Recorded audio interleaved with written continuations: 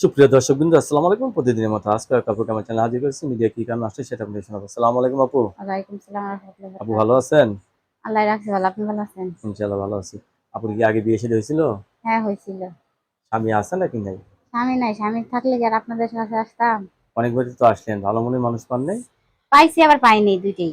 ও, পাইছেন আবার পান নাই, মানে ছেড়ে ছেড়ে চলে যায় না? খাইতে চায়, খাওয়াইতে চায় না। খাইতে চায় খাওয়াইতে চায় না। বাহ, কথাটা খুব ভালো লাগলো। আচ্ছা আপু, কি কাজ করেন?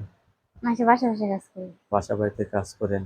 এই শরীর নিয়ে বাসা বাড়িতে কাজ করতে যান, মানুষে নানান কথা বলে না? বললে কি হইব? পেটে তো ভাতের দরকার।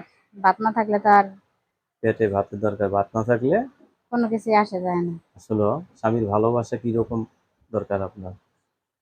আগে হলো আমার পেটে ভাতের দরকার, তারপর ভালোবাসা দরকার। ভাত আগে হইলো ভাত। বড় ভাত, আর ভাত না থাকলে ভাতারের কোনো কিছু আচ্ছা, প্রয়োজন নাই। দর্শক আপু কিন্তু অত্যন্ত সরল সোজা, আপু কিন্তু এমনি কথার গলায় খুব স্মার্ট। আপুর সাথে কথা বলতে পারবেন। আপু ধন্যবাদ আপনাকে আমার চ্যানেলের সময়